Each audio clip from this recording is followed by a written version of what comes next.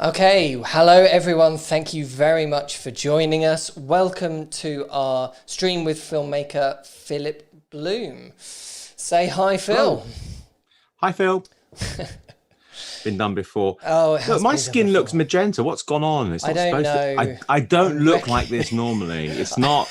I haven't got some sort of not like a magenta bronzer to give me a sort of like a nice. For those just I joining us, Phil is very upset because Zoom has ruined his skin tones. It's all I sitting in white your balance. garden you've been doing. Well, I did yesterday. Yeah, it's lovely, and I've got a There little we bit of go. That's tan, what it is. It's but nature's it's. magenta ad. If I showed you my small HD monitor right now, which is proper colours, it will still look the same. Well, And I it's got a to good point. job, really. I almost dialed out the magenta on the FX9 just to, which is what you used to do in the old days with the FS7. It's a Is good dial out the job that your magenta. small HD monitor is more color accurate than Zoom, really, isn't it? I think Zoom, if you're watching, you need to fix your skin tones. You are the new Sony. Stop it. Oh dear. Right, so thank you very much to everyone who is joining us right now. The idea of this stream is to talk about I got the idea for this by watching your rather fantastic review of the FX9, Philip. Which, although how long actually is it? Is it an hour and a half or something? No, it's an hour. It's only an hour and 50 minutes. Oh, only an hour and 50. Fine. Yeah. It Or is maybe well worth watching, though. I did try to get it to 2, but I just felt, nah. I mean, the problem is I got to literally, if I wanted to include everything that I needed to include, it would have been twice the length because the camera's so complicated. It has so many. Once you start talking about a specific topic, you end up down this. It goes down a rabbit hole. I think autofocus is the big one, though. That is such a rabbit hole, autofocus, because most of the other things like dynamic range or whatever you can talk about quite quickly, but autofocus is just this real rabbit hole. You start doing one test and you go, oh, but what about this test? But what about this test and this test and this test? Yeah, people seem to think autofocus means you just turn it on the lens and that's everything's magically going to work, but it's so not the case. No. Because there's so many different different combinations of things that like right now. I think I've got it on sensitivity is 4 out of 5, so it's not the most sensitive but not the slowest, and the speed is down to 3 out of 5, so it should be tracking you quite organic in the way that it does things. So, and it shouldn't get distracted. You know, if I accidentally put my hand up, it shouldn't.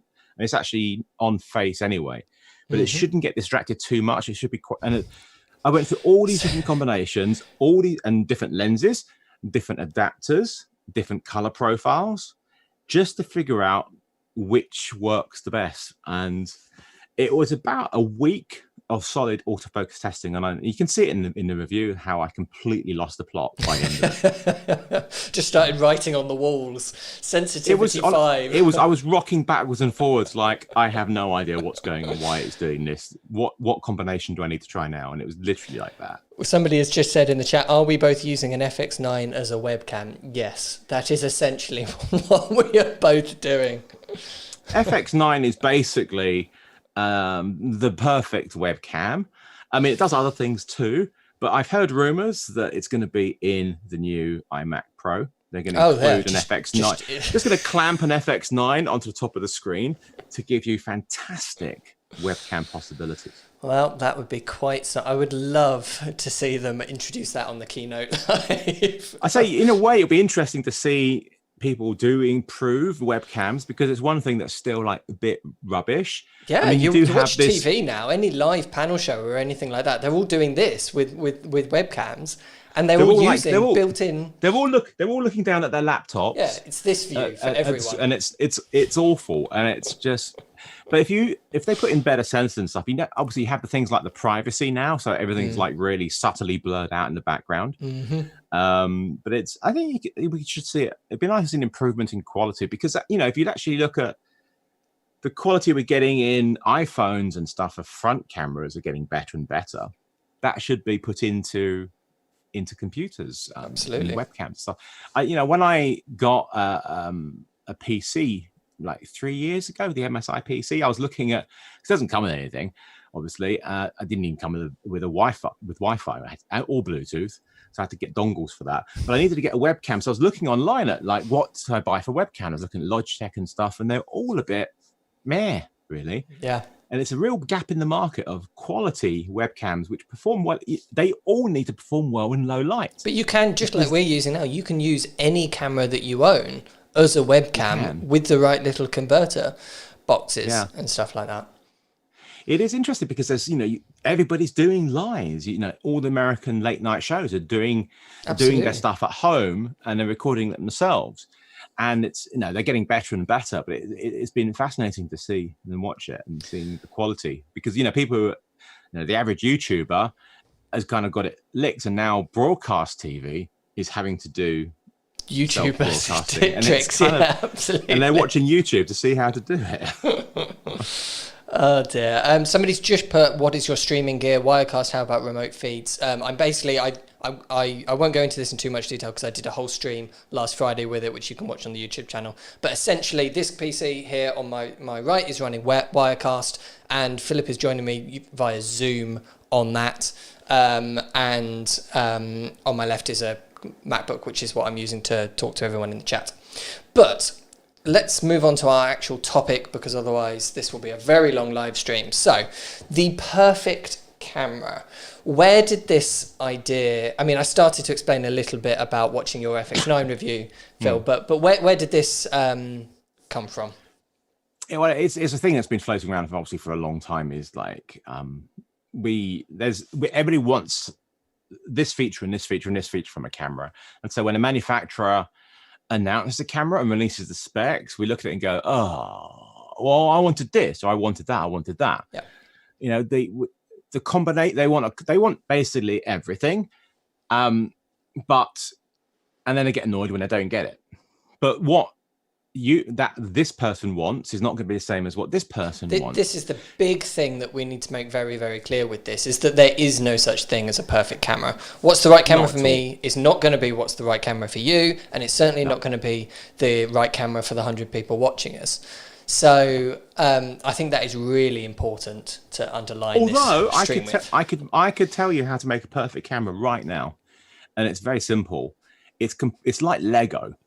You just add all the bits together. If you want to make it bigger, you put little bits on it like this, and then you got a full frame sensor which you can plonk on with a bit there, and then this and this and this and this and this. Close. You can make it big onto the shoulder. You can make it small for a gimbal, and it all needs to cost £100. Yeah, and then it's a perfect that's the camera. Key thing, yeah. That's the thing. Is like the more features you want, the price goes up. So, but we want it to be cheap. So we want everything, but we don't want to pay for it.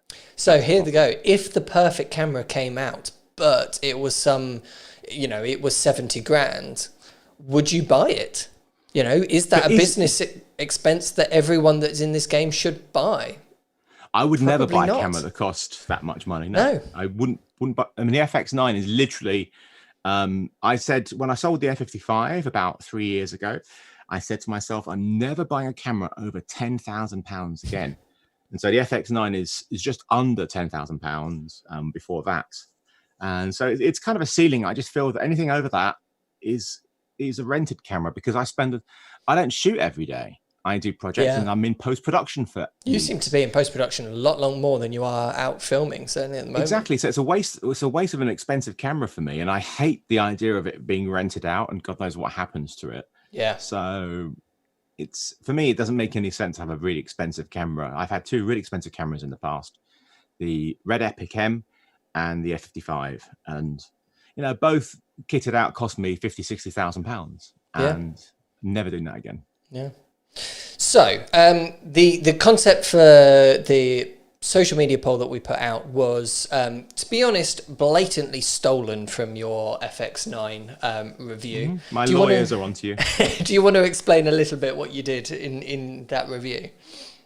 So just to because a review is always going to be an opinion anyway. So I didn't want it to just be my opinion about what I think is a perfect camera. So I put out a poll on one of the FX9 users group on Facebook, and I also put it out onto Twitter because I just wanted to just see what people came up with, what is important to them. And as expected, on the Twitter one, it was just complete. There was a lot of similarities, and there was some completely random stuff, which other people didn't mention. And then in the FX9 user group, obviously a lot of things which were tied to the actual camera were in there, but lots of things which the camera didn't do were in there as well, which was interesting. So it just gave me a talking point within the review. Considering it was in the FX9 user group, these were people who had either made the decision already to buy it, or were very clearly interested in following that camera as the camera of choice. Or joined to troll.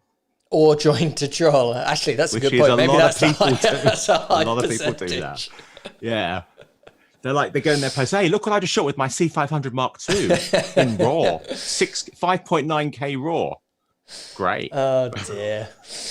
So, after watching that review, I decided this would be a really great topic to expand on in more detail. And so I reached out to you to do this live stream, and we built this. I put this Google Forms doc together with quite hastily just a bunch of camera features on there, and just sent it around on social media as a way that was easy for me to then pinch the data back out of that to create the PowerPoint presentation that we're going to look at here.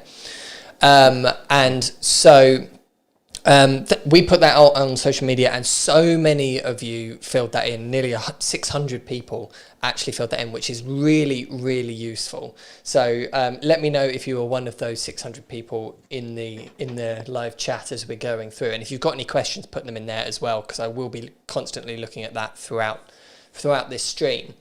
But what I've essentially done is I've taken all of that data, I've split it down into each of the questions that I asked. And what we were asking people to do is, say a new camera has been announced, or they're thinking of a new camera to buy and actually buy.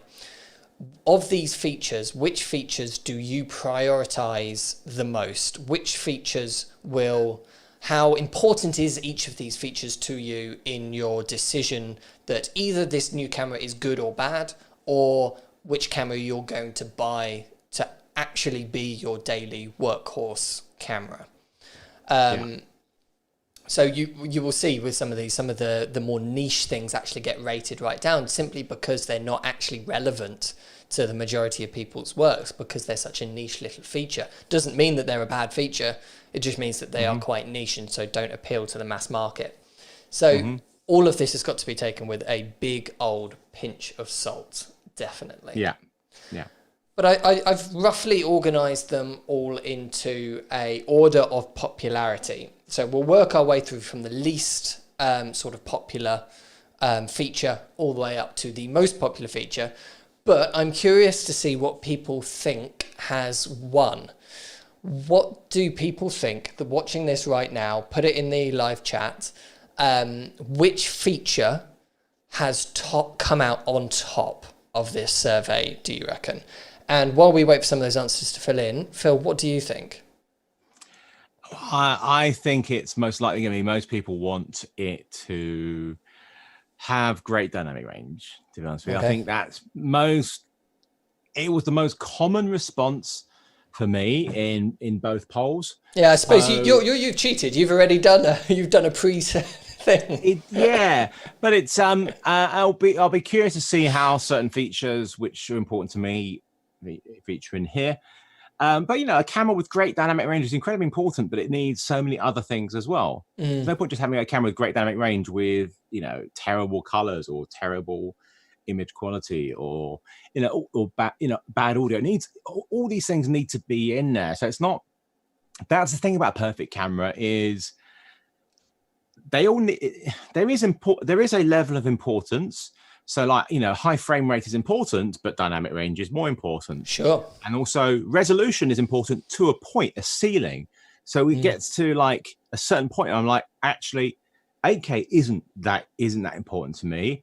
6K is more useful to me. Anything under 4K, I'm not looking at. So these are the sort of things which all are part and parcel when it comes to that perfect camera. So you mentioned there were some other features that were going to be important to you, where you'll be interested to see where they place. What do you mean by that? Which features are you talking about? Things like like autofocus, for example. So from my Funnily enough, experience, was the first one that came through in the live chat. the people who don't think autofocus is important are people who own Blackmagic Pocket Cinema cameras and Panasonic S1Hs, in my experience.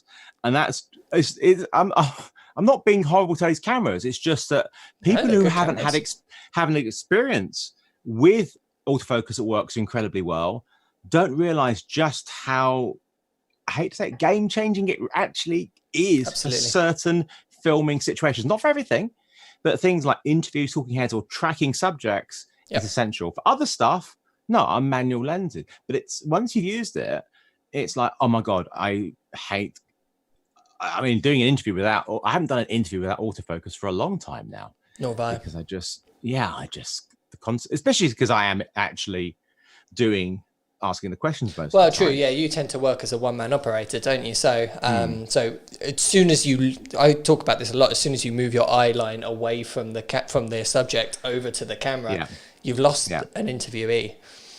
It's monkey see, monkey do. So it's like scratch your nose, you'll scratch your nose. Yeah. You know, go on. You're supposed to do it there, Carl. And then that's the problem. I'm not, do it though. I'm not falling for your trap.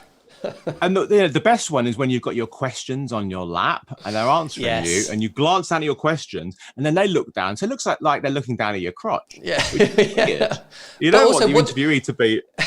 What does that say with body language? If I'm talking to you and I'm forever doing this, I mean, what body language is that? It's awful. It's like I'm not interested. Yeah, I'm not interested in what you're saying. You need to make eye contact with them the entire time, which you never do in normal life, to be honest with you. Nobody ever, if they do, you're creeped out by it. If you're talking to somebody and they never, ever, ever take their eye away from you, like, you're freaking me out now. At least blink or something, because this is weird. Okay, but in interviews, you definitely need to make that eye contact. So autofocus is so important. Interviews are a conversation. Yeah, I mean, resolution, as I said, is definitely important. 4K minimum. I do have massive reservations. Whilst I want an 8K camera, but I have massive reservations about it, purely down to managing the data and speed of computer. For interviews is really where I'd like to have 8K, just for that ability to punch in. But to be honest with you, 6K is kind of enough for that sort of situation. And it's quite nice to be able to, just like if you're delivering in 1080p, it's nice to shoot in 4K and downsample it down. The same principles do apply when you are recording and distributing in 4K. It is nice to downsample down from a thing. But we went for years with 1080p before being able to downsample from 4K. So it will probably take a while before that is commonplace for people to actually downsample down to 4K. I'm excited about the EOS R5 in theory. It's just how it works in practice and how big that data size will be. And also the most important thing is, what is that 4K actually going to be like? Yeah, the 4K absolutely. internal, because that's, if, for example, the 8K is full frame and the 4K is cropped, that would be disastrous. I just want it to have the best of both worlds, really. I seem to have lost why have my AirPods have just cut out? Oh, Apple. Oh, they're back again. I should have had the wired 70s headphones like you. Exactly. You just didn't want to look this stylish. Right, shall we get started? So the first one was a small sensor size. So this was unanimously the least popular feature on my list. A small sensor size, like a 1/2 inch or a 2/3 inch sized sensor. Phil, when was the last time you actually used a camera with a small sensor like this? Last week. Really?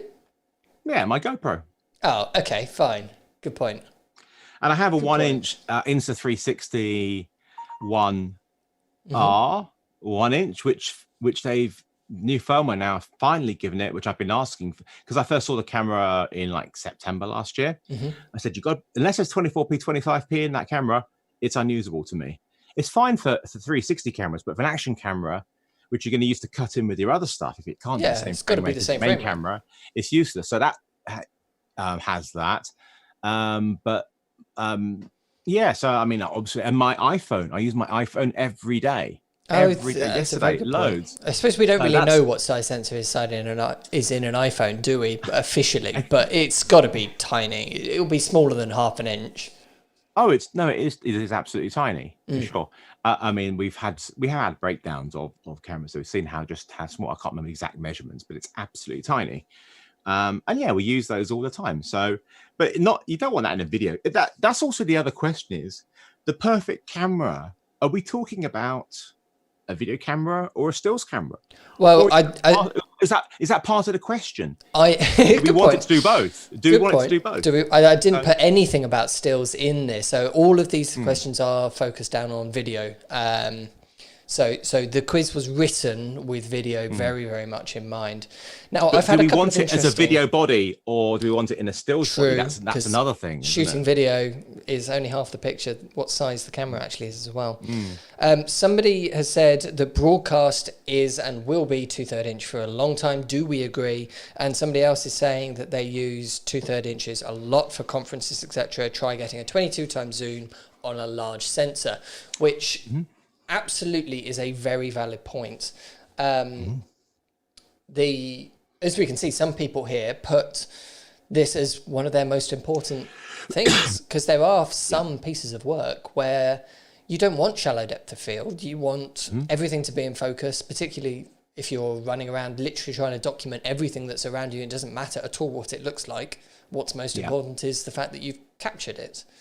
There are environments where a small sensor size is beneficial, but I think what this does show is just how unpopular they've got over the last couple of years.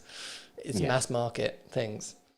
I think it's simply because unless you're going to be shooting, I mean, obviously, if you're shooting sport OBs, they have to be small sensors, 2/3 inch. Well, we call it small, but that was standard when I was using those cameras because of the optics. Yeah, you're going to have, if you need to have a massive zoom lens to get what you need when shooting sport OBs, and that's just on a small sensor. If you put in a Super 35 sensor, that lens would be so ridiculously impossible that it will be so incredibly expensive as well. So it's just not a consideration. And there's those are the sort of things where you absolutely cannot have it. And news and stuff.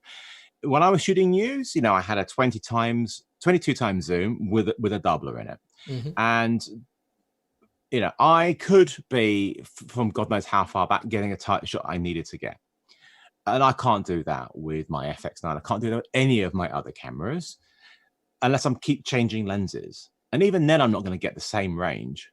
It's just too difficult because I can get with a proper broadcast 22 times zoom lens. I can go from a 24mm equivalent to whatever it is, 4,000. Exactly. It won't be 4,000. Hang on. It'll be 2,000. Yeah, 1,000. So it will be 1,000. With a doubler, you're looking at a huge amount, and that is essential when you're shooting news. So definitely for that sort of thing.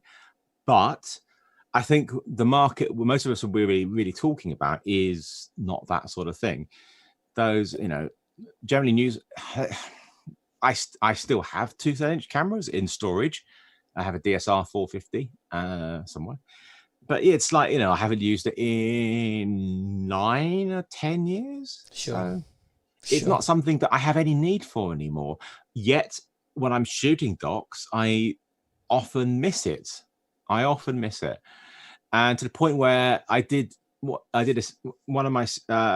these cat documentaries about charity in Greece, and on one of the times I went out there, my main camera was the little Sony Handycam with it's called Z90. Z90, and I took that because it had a 12 times optical zoom and 20 times with clear image zoom, and I just needed it. I need that ability to. That's interestingly a 1-inch sensor, so that's what I would class as a halfway house between these small sensors like a 1/2 inch or 2/3 inch and Super 35, because 1 inch is not too far off from something like a GH5 micro four thirds. No, and it was cracking little camera. It has great autofocus, it has log, it has HD at 120 frames per second.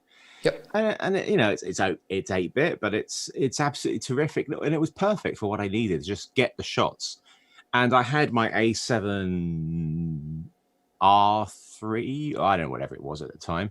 I was using that for my pretties, the shallow depth of fieldy type shots, the more arty type shots, and then just a small sensor camera for getting the shot. More because documentary I wouldn't have been able to get it. Yeah. I couldn't have got it any other way because I was actuality, following characters around, getting stuff at a distance that I couldn't do any other way.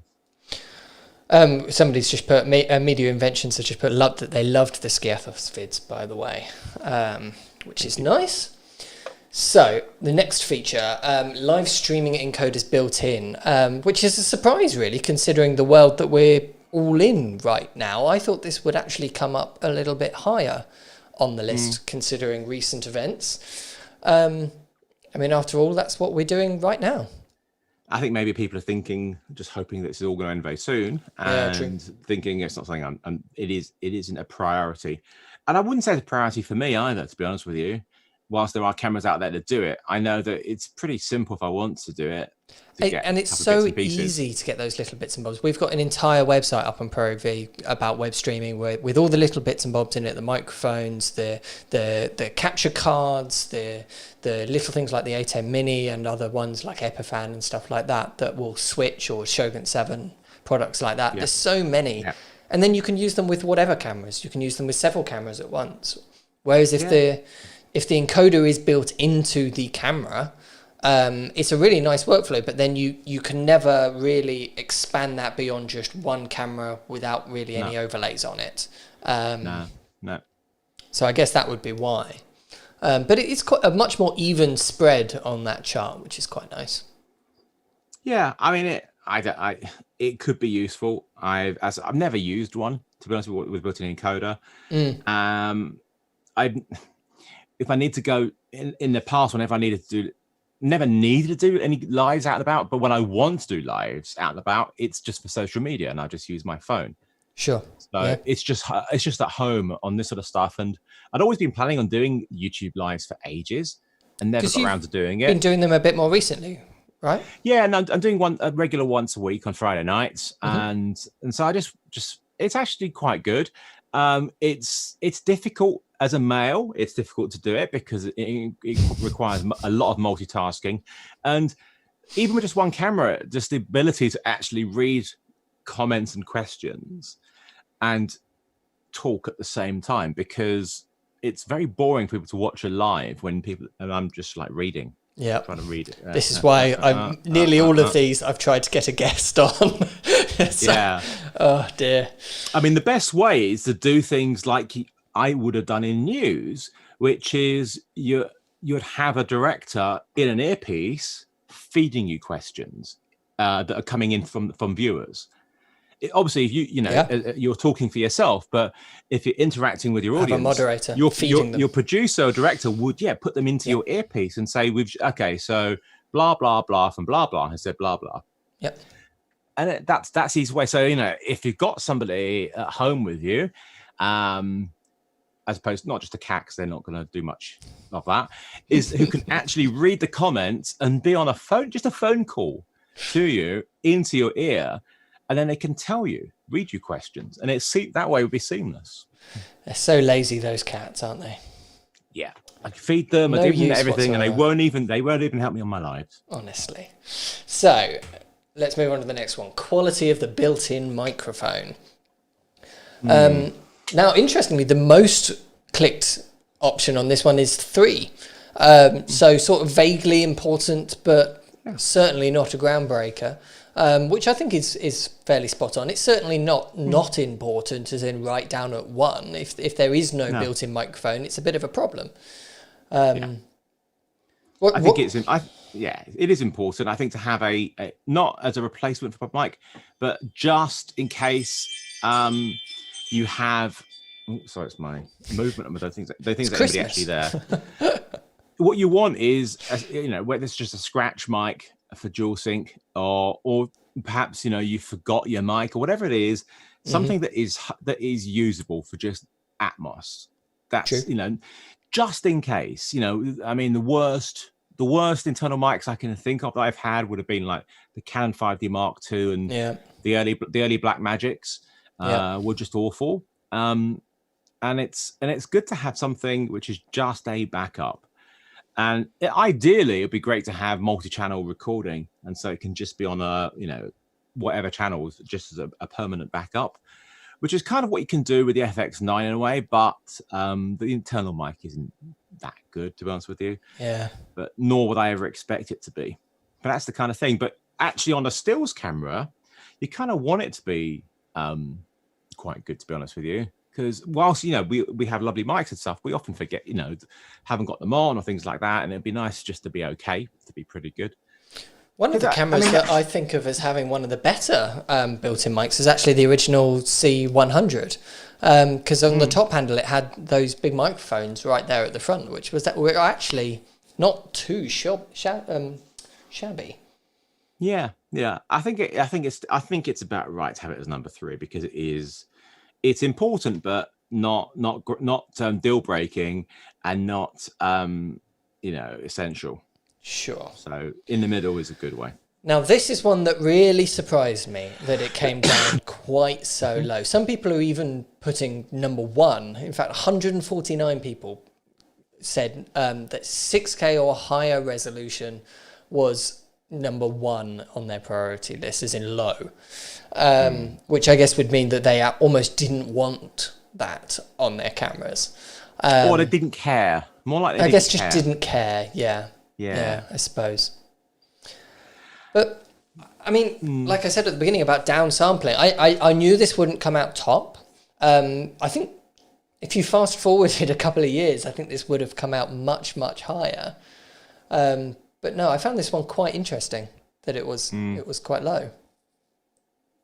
Yeah, I mean, I think if it was 6K and then another question about 8K, I think we might have had slightly different results, because that's the problem is I don't think many people really want 8K, but a lot of people like having 6K. Hence, I kind of think it's a bit more like that. I mean, it's not obviously because I bought an FX9, it isn't a deal breaker for me, because whilst they put 6K all over the camera, you never see it. It's not 6K. It's not 6K. But you are getting for many reasons the advantages of having the high resolution, because you're downsampling it. It's just that you're not downsampling it; the camera's doing it for you.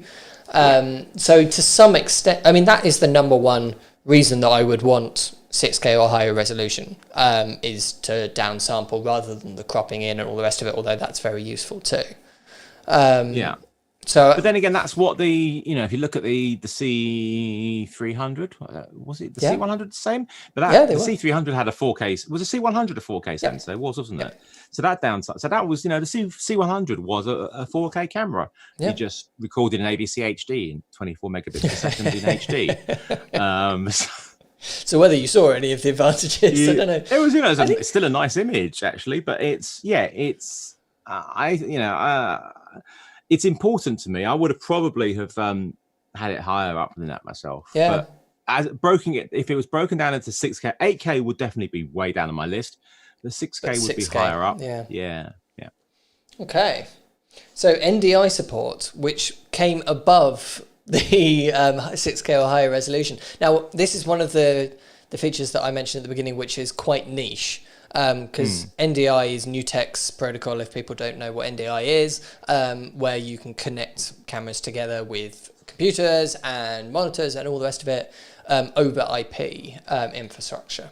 And it's fantastic. It's absolutely brilliant. But it's quite niche.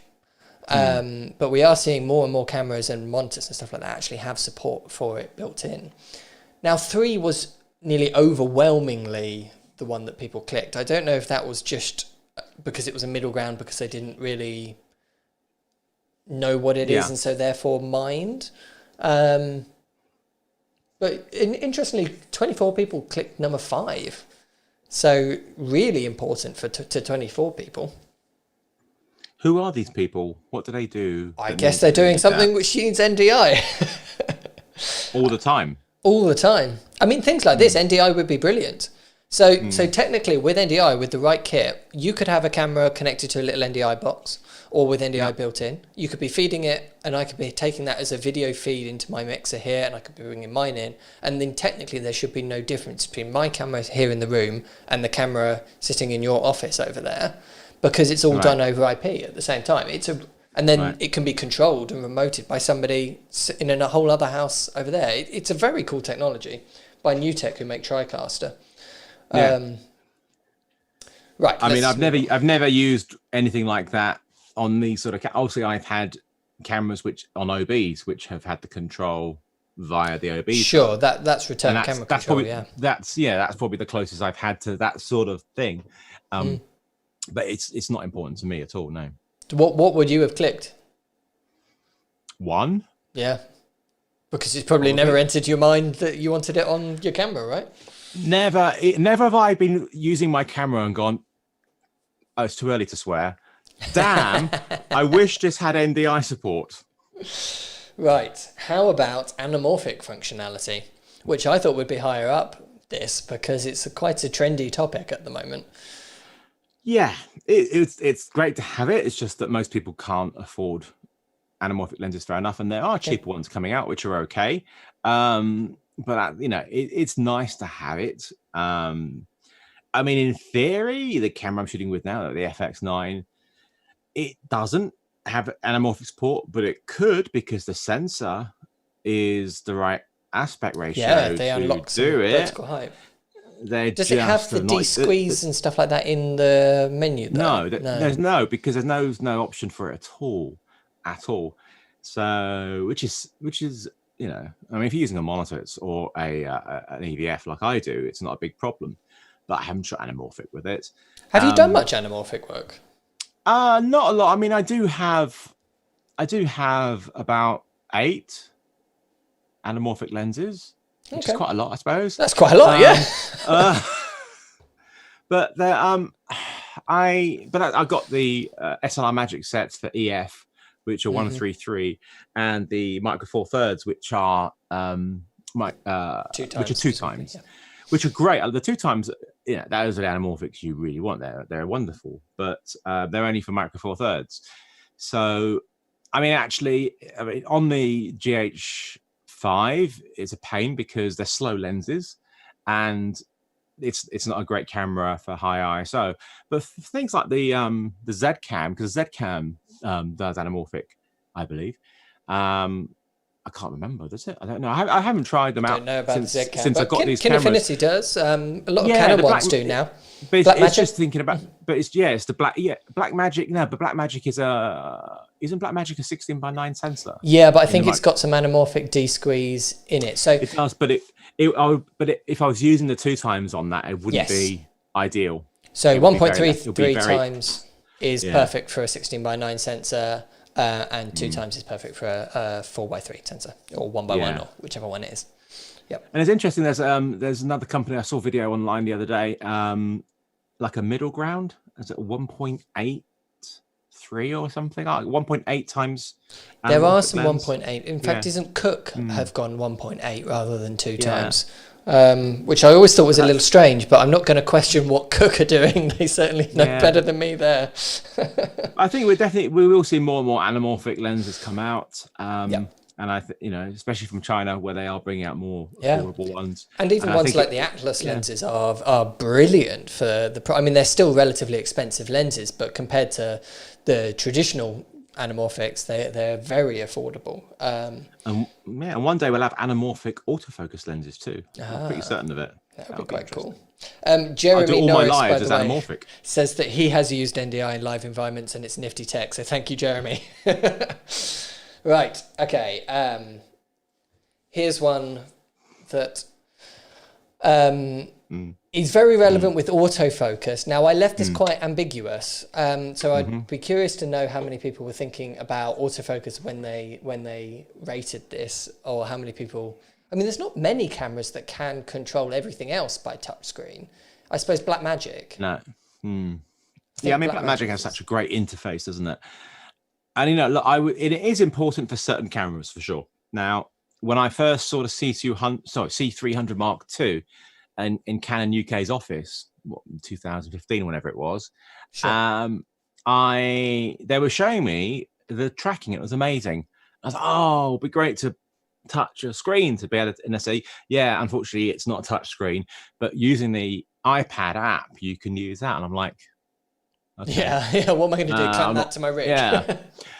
But when I did, when I did my live on Sunday nights using 3 different cameras. So they had the FX9 on me, and then I had the C200 on the other cameras. And it just reminded me of how much easier autofocus is with a touchscreen, because I wanted the focus to be on that camera. So I just touched the screen on that camera. Whereas on the FX9, I'd have to go into selectable focus point, move my cursor across to it. I'm like, oh God, it's just horrendous without it's so fiddly. It's the biggest thing that's missing from the camera autofocus wise, because it's incredible camera for autofocus. From the FX9. Yeah, the FX9 just needs that touch screen for it to fully realize. Probably class that as the camera's biggest flaw. Definitely. Yeah. I mean, it's the thing it's missing the most, and it is fiddly because it does. We have it on their stills cameras, and it works fine, and that's kind of what you need, really. So we're hoping we'll have it, but I don't. The problem with touchscreen as well is it can smudge up your screen. And that's what I was just about to say. We've just had a comment saying finger marks on the screen from John Square Eye Guy. Yeah, it isn't ideal. But look, the first camera I probably had with decent, or actually the way you control the camera was via the touchscreen would have been my Red Epic M. Yep, it was all via. It's a good point. So Red have been using it for years. Touchscreen camera control for actual settings for a long, long time, and that's without autofocus at all. Yeah.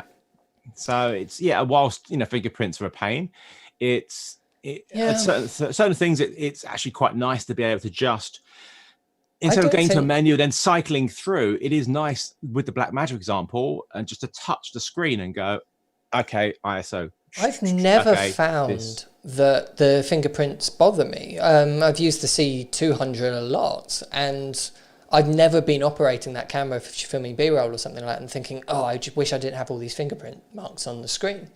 It doesn't bother me too much. Also, I normally have an external monitor or a wireless feed going out to a bigger monitor, so maybe that's why. That I've got something else which that's my operating for seeing the settings and controlling it, and then to actually judge the image, I've got something else, I suppose. Maybe that's why. But yeah, a touchscreen would be nice. I like what I've seen from the Canon 1DX Mark III. Little touchpad type thing for moving the point around. That's nice. AF on button, where it's a bit like the optical reader on the back of a mouse, where it senses what your finger is doing when you're hovering over it, not hovering over it, but sort of touching it. So it's not like it's a bit like it's a little dial, a little like rollerball which you're moving around, but it's not anything actually physically moving. But it's really good.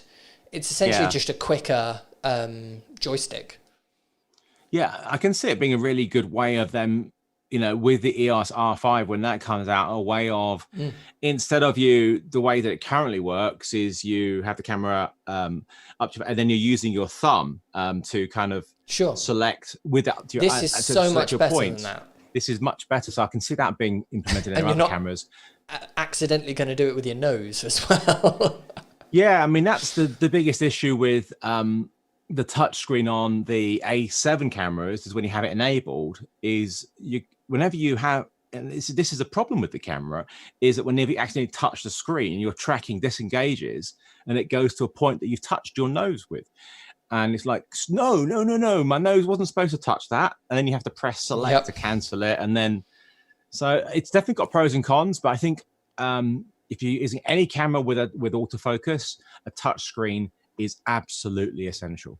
So the next one is able to work on your shoulder out of the box. So what I really meant by this is a body style similar to the FS7. I mean, that is the camera that always springs to mind as being one that made a big deal about this when it first came out.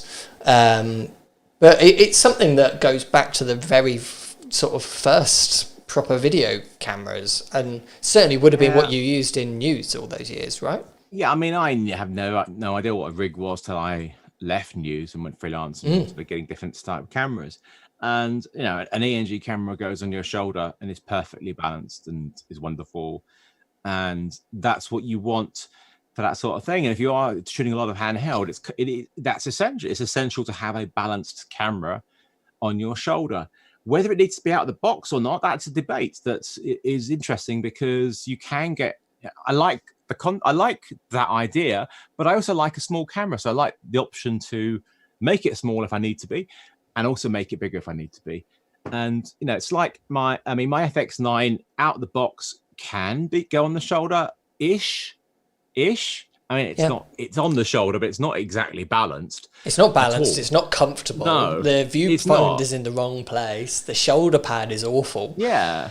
Out of the box, yes, you can put it on there. Is it any good on your shoulder? No, not straight. So that's why that's why I have all these bits and pieces on it. And it works really well. And I could take them off. Well, it's basically the base. I can take it off if I want to reduce the weight, and if I know I'm not going to shoot any handheld, because it adds on weight. It does add on weight. A VCT plate, and then the base plate, it all adds on weight. Sure. And so it's if you're shooting handheld, it is important. But unless you're looking, I mean, an Arri Alexa still needs stuff. Oh, massively so. And stuff. Even the Amira. Yeah, the only cameras that come out of the box ready to go on the shoulder are your E&G style cameras. That's it. And that's because you're not down on a grip like you are on the FS7 or the FX9. You're up on the lens as well. Exactly. That's so nice to have that. Yeah. Oh, I miss that. I almost wanted it on the Fujinon MK lenses. Almost. Yeah. Well, you can add it with a servo rocker. Yeah, but I don't use this. The thing is, I'd only be using it as a grip, because I've always been a manual focus, a pin guy. I never use the servo apart from doing live OBs. I never use it.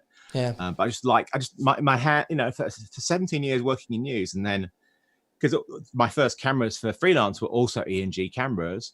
For 3 or 4 years of using those, was my hand is there. So my natural hand position for 20 years is here for a camera, not here, not like there, which I've actually got used to, and it is actually really comfortable when you get the right grip.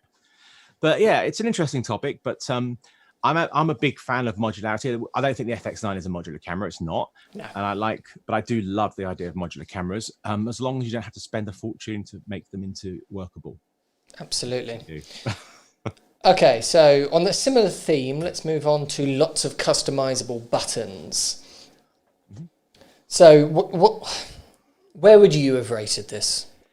Okay, so for my Sony, for the FX9, it's essential. And there's not enough. Yeah. There's not enough buttons. I've got 4 of them. 4 of them, maybe, no, 3 of them taken up with autofocus, and I could do with 1 more. Yeah. Because there's so many things that you need to access quickly, and even in a custom menu, it's still not quick enough.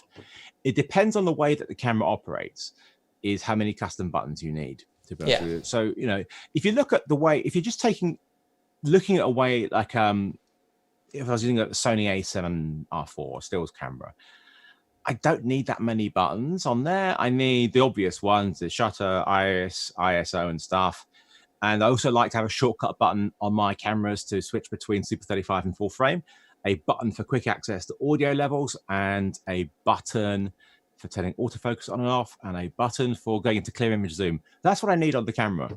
So it's not a huge amount, and there's enough buttons on that camera to cope with that. But on the FX9, I need more buttons than that. It's more. What do you think about more complicated ones which incorporate software buttons? So we've seen this on the GH5 quite a lot, where they add these sort of almost software customizable buttons.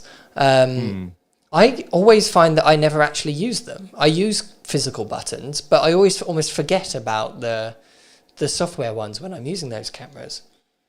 What's the software button on those? So you can add bits to areas of the screen so that you can touch a customizable one on there, or what's much more common is like a quick menu, like a one push button to bring up the queue menu, and then you can customize what's on there, but just a bit more like a user menu, I suppose, than a customizable button.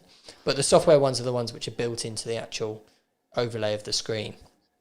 What's interesting is I've got this hand grip called K-Man, or CAMAN, and it's for any camera with a LANC port, and it's a really comfortable grip, and it gives you 20 different combinations of controls. Oh, wow. So you can do all sorts of things with it. I haven't really given it a proper spin yet, and it's not cheap at all. But it's because like on the hand grip on the FX9, there's not enough on it, and that's a problem because if it's on your shoulder here, your buttons are here, which you want to get to for certain things, and it's like, this is really awkward to change something, and you want them on your grip. So it's and this is where you kind of want, and this is not something which I really want from cameras, and I know we're going to talk about that in a minute, is a built-in EVF. But if you had a dedicated EVF, a proper EVF for the camera that comes with it, that could give you more buttons on it, proper buttons, which would be really useful. Yeah. So, okay, this gets complicated anyway. So let's try. I was just thinking, let's power through some of these next ones, shall we? So overall weight, I was quite surprised by this one because something I actually value quite a lot is how heavy the camera is. If it's beyond a certain weight, I just find that it's not that I don't want to pick it up because I'm lazy, although there's certainly a bit of that. But I'm just less creative. I move it around less. I get different angles less than I do with a smaller camera. What do you think? So, it comes down to two things. So it is obviously, I am much quicker and more efficient and creative when I'm shooting with a smaller camera because of the ability to move quickly. Yeah. And then you'll have the argument that a heavier camera will give you better handheld, which is true. When it's on the shoulder, absolutely true. But that's when you can go with having some things which could help you with that, like IBIS. I wouldn't go say electronic stabilization because that has a lot of cons as well as some pros because it can do some really strange things in the image. But a subtle IBIS, that's the reason why I use IBIS and want IBIS is not because of I want it to look like a tripod or a gimbal. It's to get rid of micro jitters and make my handheld look less nasty. So that's kind of why I want that sort of, with my lighter cameras, I need it. With the FX9, I don't need it as much. Brings us on nicely to the next one, which actually was image stabilization, but it got a 3.7. Yeah. I think it's essential in the days with our CMOS cameras and stuff. We really do need it. Yeah, I thought this would be higher. It was quite overwhelmingly positive. You see 5 came out well on that chart, but 3.7 is still a fairly low score compared to some of the others. Yeah. And I read this all the time whenever Facebook groups. Anyway, but it's so predictable when you go on groups. It was when the GH5S came out, and anytime anybody complained, including me, it was like, it'd be great, but if it had IBIS, and they're like, no, don't get IBIS. You don't need IBIS, just get a gimbal. I'm like, it's a different thing. It is a different thing. A gimbal is for creating a certain look. It's not for just getting rid of those micro jitters for handheld shooting, which is all I want to do. Do you think we will ever see a large video purposed camera like the FX9 or the C500 or something like that with IBIS? Yeah, absolutely. I think it's absolutely guaranteed we're going to have that. Because there's no real reason not to, as long as you can turn it off and on if you want to. I think it's an essential thing that you will have people saying, it's no good for certain types of filming. And, there's people saying that the GH5S had issues for things like Top Gear and type stuff filming when I've heard that a lot. Turn the IBIS off, it was still moving. But for the rest of us who don't shoot Top Gear and the great whatever it's called, the one on Amazon, it's for us. I think it's an essential thing to have on cameras with jitters. And it's like I have the A6600, and it's got atrocious rolling shutter, terrible, and the IBIS makes it usable. For not because it's going to change any of the fast moving stuff. It just gets away from those jitters because the A6400 is terrible for handheld, terrible because of those jitters. But anything over like even 35 millimeters, you'll see jitters, and it's awful. The combination of a slow sensor readout and a non-stabilized sensor is really quite nasty sometimes. And it's just, I like to shoot with primes. I like to shoot with fast lenses. And they really exist with IS. There's very few out there. that have IS, Yeah. which or OIS as Sony call it. So yeah, I think it's an essential thing, and I'm sure we'll see it in proper video cameras soon. Okay, reliable autofocus. Now let's not take a leaf out of the book of your FX9 review and talk about this for half an hour, although we absolutely could. Now I've done 2 autofocus questions here. I've done reliable autofocus that doesn't drift or twitch, and then I've done customizable autofocus that's easy to control quickly. Cheers. So I do rate those as 2 very different things, and I think the FX9, for example, is brilliant at this first one, and then not as good, like we've talked about with the touchscreen, as the second one. But interestingly, which do you think came out on top of those 2 questions in this poll? I would say that, I mean, twitching makes it unusable. Yep. Drifting makes it unusable. They're both as essential as each other to me. Yeah, I agree with you. They need to be completely reliable. They work hand in hand. You know, the FX9 does twitch if you have the settings wrong, and that's kind of what part of my tests were, because I was finding, and you'll see it much more when you have like bokeh circles behind you from lights and things. Yeah, I often find see it growing and stuff. Yeah, lights, particularly behind the head in face detect mode. Canon's actually I find worse for it than Sony's. That is one area where the FX9 has overtaken Canon's autofocus. For me, is that. And what it's down to is actually what is the sensitivity. It's the sensitivity combined with the speed of the motor. Yep. And it's the way that it's actually down to the smoothness of the focus motor of the individual lenses as well. Because if they're not that smooth, they are quite steppy, and that's what it makes it look like. It's like, it's not like if you're doing on a manual lens, a nice smooth focus rotation where it's lovely. It's and that's what it's doing if the motor isn't as good as it could be. I remember getting a Zeiss Tuit lens, I think it was. Yeah. And it was a few years ago, and I returned it because the autofocus was the steppiest thing I've ever seen in my life. And so, it's a combination of settings and lenses, and of course the importance of how well the camera does it. So that's the point on this one, which is, I think I just said with the reliability, with the lights behind it, that the Sony has overtaken the Canon now. I think this is still an area that Canon are way ahead of the FX9, and that's how easy it is to control quickly with the touchscreen. It's all down to that touchscreen. Yeah, that's essential. But it was rated less than reliability. Reliability got 3.86. Customizable got 3.5, which I thought was quite interesting. Yeah, I think we can cope with it being less customizable as long as it doesn't twitch.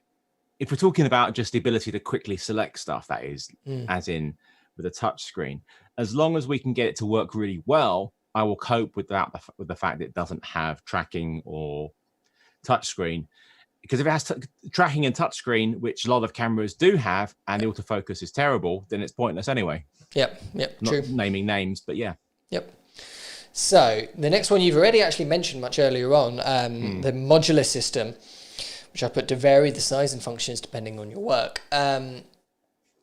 What do you think with this this is another fairly middle of the road score here, 3.55. What do you think about the cameras that we're seeing now, which are sort of a little bit of this, like a bit of a halfway house? Like, for example, Canon's new C500 Mark II, they have gone for a modular design. You can change out the lens mount. You can add 1 or 2 different expansion models on the back. But it's certainly not something like we've seen from Red, for example, or Kinefinity, cameras like that, where you can really bulk them up and down. Yeah, it's not that modular, is it? It's like you can switch lens mounts, just between these two. So it's not a massive thing, whereas in Kinefinity, you can put on pretty much anything you want. Yeah. And that's important. And you can put on the proper Pro back, and that helps a lot. You can take it off and just go with power on the grip for using on gimbals and stuff. So yeah, I think it's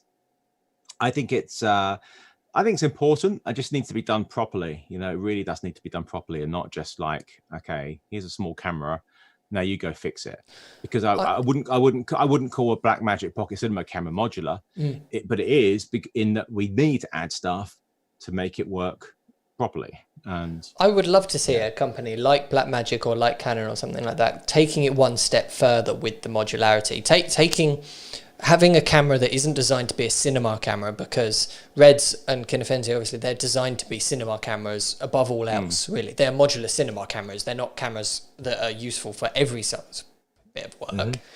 I'd love to see a camera manufacturer make a camera where it was the central brain, and then you could turn it into broadcast mode. You could turn it into cinema mode by adding these bits and bobs to it and building it up. Because that hasn't still people have been talking about that for years now, and it still hasn't really been done.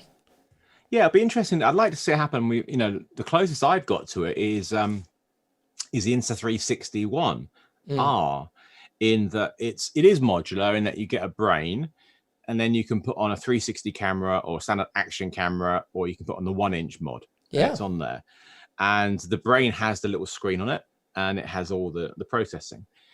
It's not incredibly amazing, but that concept, if it was up large scaled into like, okay, here is a full frame block here, and then if you want to have a smaller one for longer lenses, 2/3 inches, whatever, put that on there with a different mount. I mean, that concept would be great to have. It would be really lovely, wouldn't it? Yeah. And you and it also budgetary wise, you could something you could build up over time.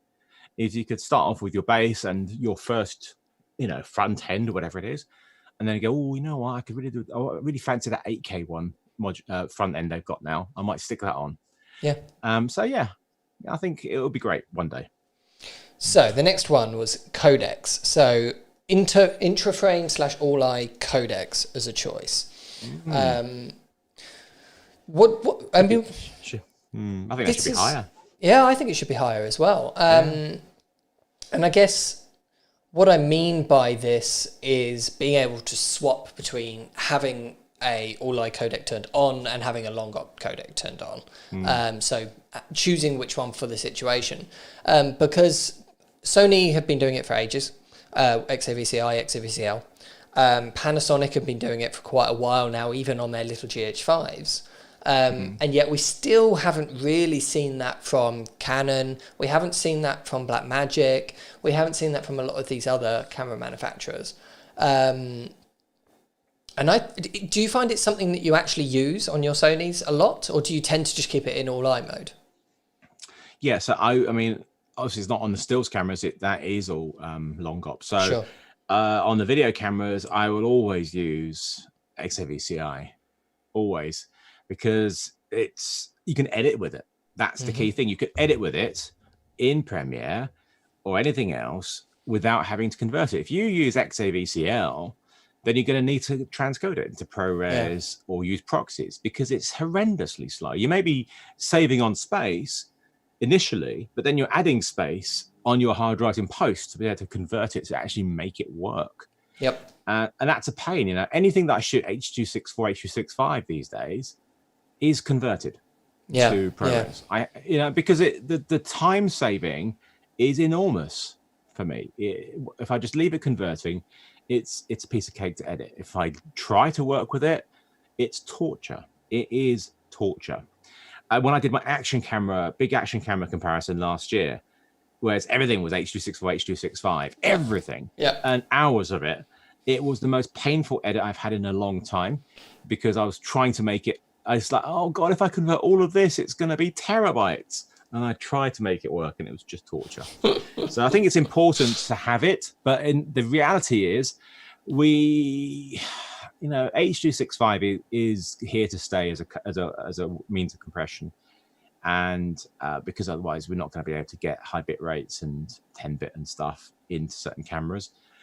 But a proper all-eye codec like we have in the Sony FX9, etc., is wonderful. It really is. You edit within, it's like butter, and for me that's essential. And it only really comes with all-eye codecs. Yeah, absolutely. Okay, so the other type of comment, raw file formats. So this beat out All-I. So All-I being 3.57, raw being 3.72. What are your thoughts on that? Yeah, completely disagree with that. I think, look, if look, I would want to shoot everything raw if it was completely manageable in data size, rates, etc., etc., etc. That's the key thing. And the closest we've got I don't shoot to JPEGs that. on my photo. None of my photos are JPEG. They're absolutely. all raw, because it's because it's not as many as video. And I have so many cameras that shoot raw, and I've had them for years, and I don't use it because of the horrendous nightmare data size. Yep. Now, you've owned a Red before, right? And I know your history with Red isn't necessarily great. However, I do think that Red... It's great. Their raw format is great. Pretty much the only company that it has got raw to that point that you were just talking about, where you can actually use it on every job. I think Red Raw is fantastic. You know, you can set it to a high compression. It works natively and everything, and you can open up, Resolve, or open up Red Cine, whatever it's called now, and do your tweaks, and it's instantly reflected into your edit system, whatever you're using, and it's just a joy. It's a joy to work with. Cinema DNG is horrendous. Cinema DNG is awful. I'm awful. Not a big fan of Cinema DNG at all. Yeah, I know. It's like, the Sigma FP has got some cool things about it, and it's nice that it can shoot Cinema DNG, but in reality, I'm not going to use it because it's just massive. And then if we go down that road of the semi-raws, which are like half cooked, I guess, as opposed to completely raw, and that's kind of like, you're kind of losing the most important things for me, which is that if you the ISO, the ability to change your ISO and white balance without it affecting the image. And I've got a cat finally. I've got Lollipop. I was wondering when a cat would turn up. Hello, Lollipop. Hey. So it's like, if it's going to be raw, then I want it to be proper raw, as opposed to half raw. So, but I think it's important, but I would nowhere near put it there. For me, that would be number 2 right now. Really?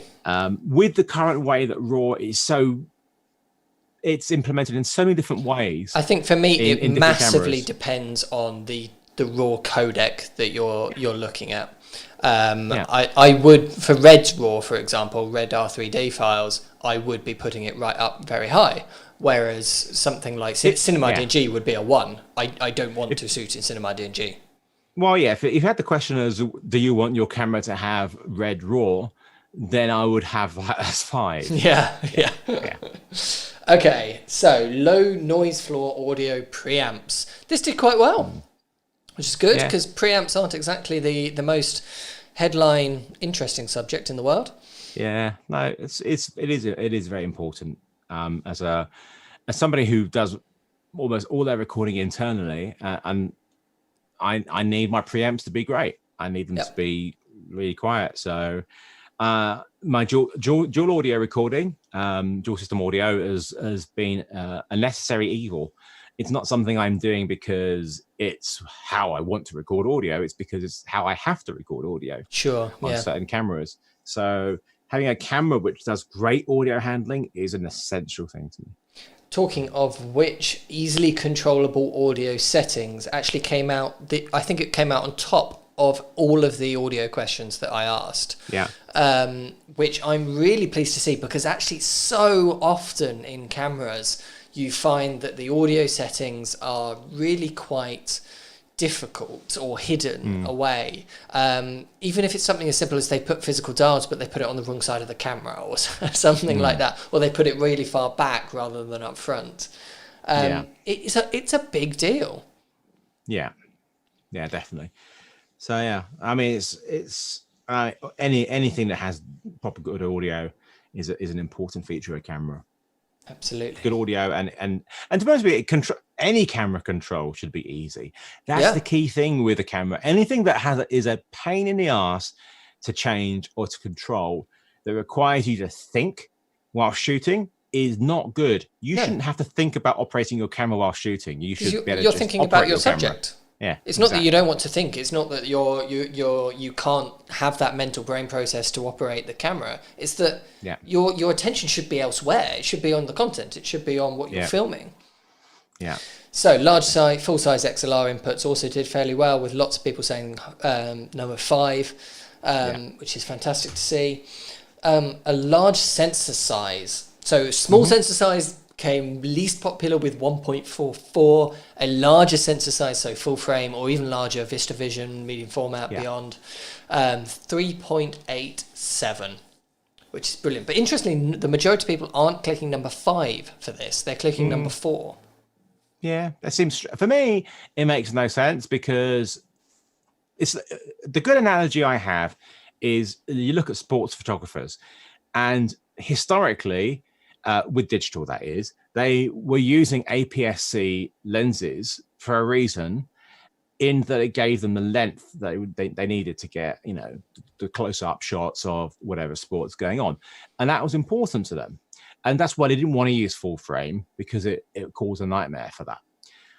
But these days, all cameras are switchable. The flagships, sports cameras like the 1DX3, etc., are switchable. So they are full frame sensors. So I don't know. It's like the FX9. It has a full frame sensor. People are like, oh, yeah, but I don't want to shoot full frame all the time, because it's going to be, too shallow and blah, blah, blah. I don't have many lenses. And so I want to be able to just switch. And you can. Somebody at the door. Typical somebody at the door. How do I do this? Can I leave for a second? Yeah, you can leave and find out. All right. Yeah, absolutely. I'll be back. I promise. Don't worry. I can talk. I'll be back. Bye.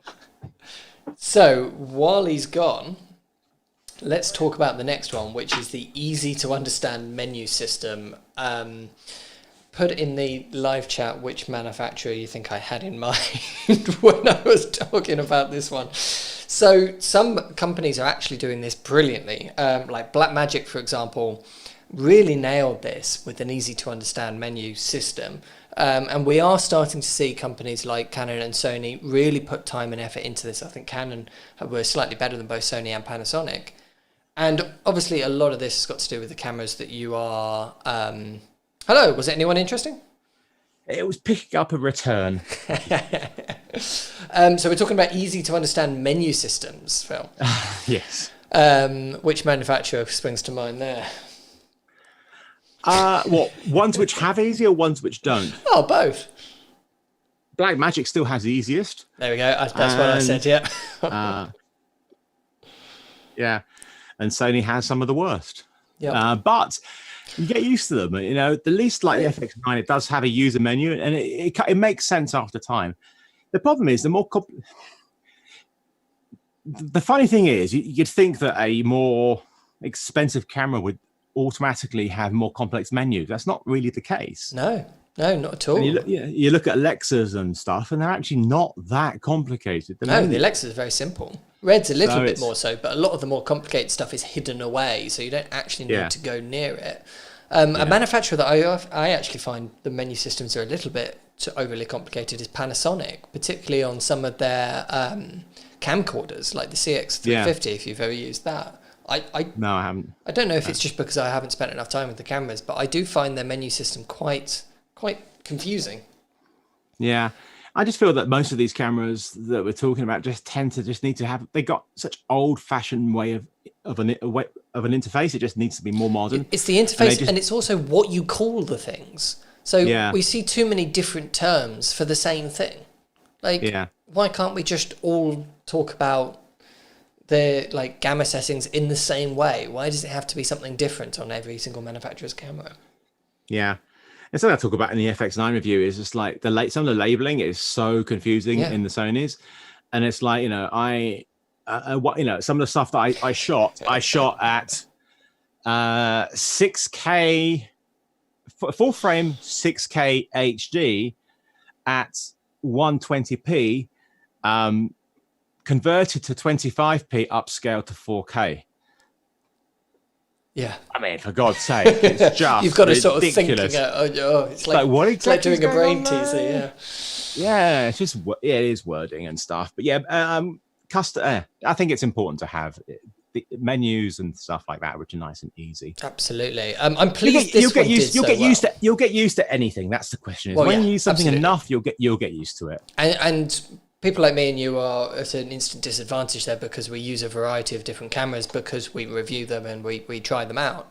If you just buy a C300, for example, and that is your camera and that's the only one that you really need to get to know, then all of these things go away as a problem. So easy to access custom white balance controls. I'm pleased this one did so well because it's not the most interesting topic in the world, but it is so important. Like you white balance your FX9 just before we started this, and what you do, you just hold up a white card, hit the button on the front of the camera, done. If you wouldn't know from my weird magenta that your zoomer's done. Like, yeah. Jesus Christ, somebody color correct me. But it is so important to be able to do that really quickly. Otherwise, you're not going to do it. Yeah, I mean, the way you have to do it in lots of stills cameras is like, I mean, crazy. It's take a photograph and stuff. And then import the photo. Blimey. So yeah, just a touch button. That's why I always carry an X-Rite video passport, color chipper passport.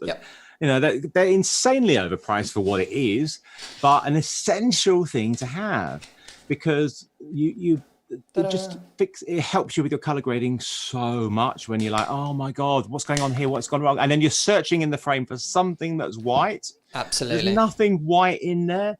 And then it's not going to be consistent anyway for the next shot. Nope, it needs to be pigment free. They're good. Yeah, very good. Right, the next one was built-in ND, which I think we all know is absolutely crucial for one of the big advantages of stepping up to a larger camera from a smaller mirrorless camera. But what I found was interesting was that smooth variable ND actually came out less important, but I think this is nearly as much of a game changer as autofocus. I love variable NDs. They're fantastic. Yeah, it is. For getting that right exposure, it is absolutely essential. I mean, can I show you what I've got? Yeah, let me just. So this is where the stream goes wrong. I can't bring it up. So unfortunately, I thought I had I'll turn all the settings off. But so right now I'm set to. I'm on 1600 ISO at 1.8 with ND7 in right now. Okay. And I just dialed it in there because I got the right exposure on my face. And like, if I turned the ND off, it was overexposed for what I wanted, but the lighting is how I wanted it to be. And so, if I had steps, like, big jumps, which you have with a filter wheel, then I wouldn't have been able to, something would have had to be compromised, changed to what I wanted it to be. I would have had to change my lighting or change my f-stop or put the ISO at something which wasn't optimum. So I think it's an essential thing. And once you use it, any other type of built-in ND is horrendous. Yeah. It's okay if you've got one on the lens because you can do that. Yeah, but then you have to really pay attention to which brand you're getting and the color cards and But if you're looking at it purely as like you have a choice of, let's say, a video camera with a wheel or a video camera with variable ND. For me, going to one with just a wheel now is horrendous. Is just absolutely horrendous. I wouldn't say it's horrendous, but in that I can't. I'm like, oh my God, I feel like I just want to put a variable ND. It feels like a step backwards. Yes, absolutely. I want to put a variable ND on the front of my lens to get that fine control that I'm suddenly like, oh my God, it's like you've taken away. I often find suddenly my iris has suddenly gone in 3 stops. Each time I turn it, it jumps 3 stops. I'm like, no, don't do that. I often find when I'm outside now with an FS7 or the FX9, it is the only way that I'm controlling the exposure, pretty much. That's all I'm doing to change my exposure. It's just riding that ND. Yeah. And it's fun. Yeah. So good quality built-in screen and good quality built-in viewfinder were the next two. Which one do you think came out on top? Well, I would hope that it should be this because good quality built-in. Well, it depends which camera we're talking about. If we're talking about a video camera, then it generally adds. I don't know of any video camera with built-in EVFs which are any good. And if where are they going to be? Are they going to be at the back of the camera, which is, on a smaller camera, which is horrendous for handheld? Yep. So for me, an LCD screen is something which I'm going to be using a lot for stuff. But it needs to be not just a good quality. It needs to be articulating. Like, the screen on the Blackmagic is wasted, the pocket camera, because it's stuck. It's a lovely screen, but you can't bloody use it unless you're right in front of it, which is like really limiting on the actual shooting. I mean, look, if they could make as I talked about this before about an EVF with buttons on it and stuff that was dedicated to camera, then great. Yeah, like Zacuto's ones, or the Nukin Affinity one is really nice, or the Blackmagic one. I've had a good one for a while. I guess that's what I mean by a built-in one, really, rather than something like the ones on the back, like on the FS5 or whatever. Yeah, but my concern would be always that of the cost, having spent £5,000 on an OLED EVF for my F55, it's worried, that as long as it doesn't add a ridiculous cost to the camera, then of course a great EVF is amazing, because a great EVF is essential, full stop. And it's one of my biggest issues with the Sigma FP. By not having an EVF makes the camera a very difficult camera for me to control, because I have to have reading glasses on. Makes it feel like a pocket camera. I can't shoot with it on just the LCD screen without wearing my glasses, and also I'm disconnected. I need to have the camera to my face, to my eye. Yep. And so a good EVF is essential. Whether a camera needs to have it built in is a different question. It's a good point. Very good point. Because I own, third-party ones like the Zacutos and stuff, and I use them across all my cameras.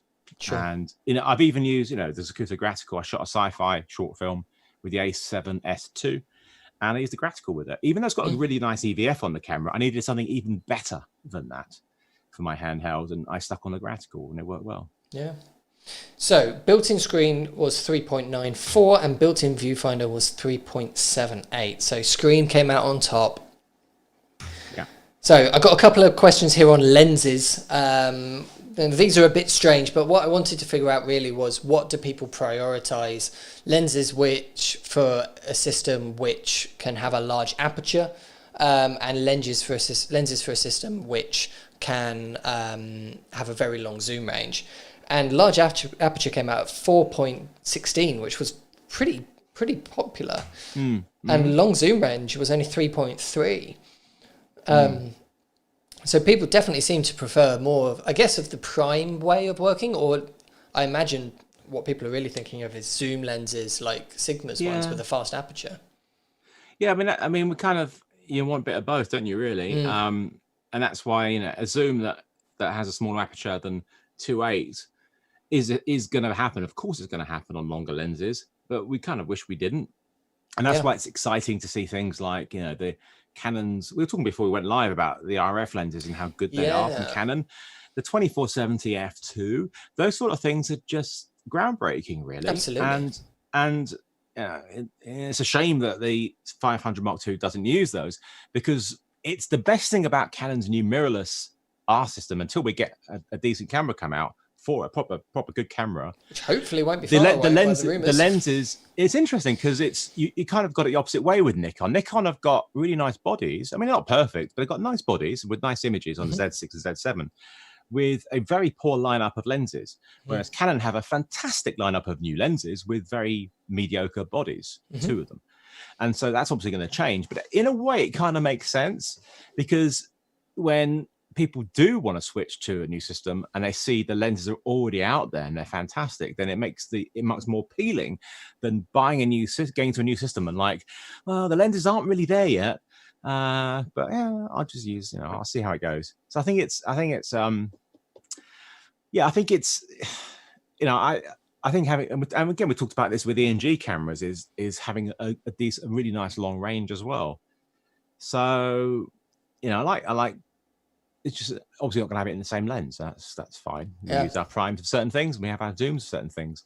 I love shooting with primes. I think my favorite current lens is the Sigma 105 1.4 art because it's just epic. It's such an amazing lens. It's crazy. What a reason. Is that your blog post on it? I really should do a live because it's just epic. I would be doing this live with it right now if I had a bigger office. I just can't unless I put the camera outside through the window, I wouldn't be able to use it. So oh dear. Right. We're starting now to get to the bits where pretty much everyone agreed, yes, this is something that I really, really prioritize when I'm looking for new cameras. So image sharpness and detail. I mean, how much can you really say on this? Yes. We all want just soft pictures. Just smear Vaseline over the front of the camera. That's the look that you want. I think the key bit here is detail. Because a detailed image is always better than an over sharp image. I have a whole video just on that on my YouTube channel. It's called Sharpness versus Detail. And I do loads of blow ups and stuff to show you what the difference is, because people get them confused. And it's, sharpness is overly sharpened edges, and life doesn't have that. But we see detail, and that's what we want from our cameras, is that detail. And when you have, and I used some photos from the GFX 50S, and I could also, now I have the 100, I can show it even more. If I turn off the sharpness in that camera, it looks incredible. You can just keep punching in, and it's just all there. It's so backwards, isn't it? You think I turn the sharpness down to get a better looking picture. If I turn the sharpness on in that camera and then start punching in, it looks awful because it's adding this artificial nonsense to it. So detail is what you want. Absolutely. So next we got to high frame rates. High frame rates in 4K came with A4. And I think this is going to be somewhere that we really see a lot of advancement in camera spec over the next year or so, I think, is having high frame rates available in 4K. And it's something that I'm really excited about because we've spoken about this lots of times, but you don't make anything in 1080p now anymore, do you really? I put out some reviews in 1080p occasionally when I want to be able to crop in and do other stuff. But do you film anything in 1080p? Rarely. Only in slow motion. Only in slow motion. No, that's the only time I do it, because for me there seems to be no reason whatsoever to shoot in 1080p. No, because my camera is optimized to shoot in 4K. And all of those same reasons exist for high frame rates as well. It's going to be amazing when we can get up to 4K 120 frame rates like that in cameras. And I really do think, some cameras can do it now. So I keep bringing it back to Reds, but Reds can do high frame rates in 4K. They've been able to do it for quite a while now. But I think we are starting to see, was it one of the things that the FX9 said was coming in a future updates? That's the annoying thing is, yes, there will be 100 and 120p in 4K, but it needs to be via the RAW out using the RAW out. Yes, that's what bloody it was. Thing that's at the what back. I'm thinking of. Simply down to the fact. Well, it's not necessarily the size of the XDCA. The only thing that supports it is the Atomos Neons, which are large production monitors. Well, that will change by the time it all happens. I'm pretty certain. There's no way you're going to do that. But the thing is, for me, I think the only reason it has to be out the RAW out is simply because the codec XAVCI doesn't support anything over 4K 60p. Yeah, they need a new codec. And then I'm sure the camera is capable of it, and it would probably need CF Express cards, which is again totally feasible with this camera because they're the same physical cards. It just needs to be opened up to it. They need to give us. I think I'm putting money on a version. You can quote me if you want to, but it's going to be complete No, you nonsense. said you were putting money on it. I'm going to put money on firmware version 3 will introduce a new codec with 6K option and 4K 120p that would be and Super 35.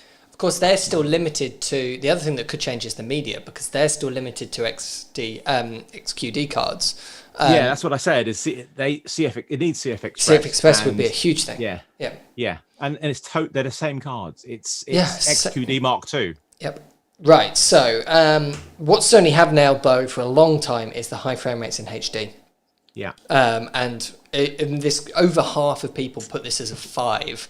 This is important to people to have some high frame rates in HD, massively. And we still see cameras coming out without this. Blackmagic, Canon, manufacturers like that have always been a bit weaker with the high frame rates in HD, and there's such demand for it. Yeah, and for me, it was. I'm still interested in trying the camera out, but the deal breaker for the C500 Mark II for me was the high frame rate in HD is a Super 16 crop of the full frame, exactly, which is just like no, because my C200 doesn't do that.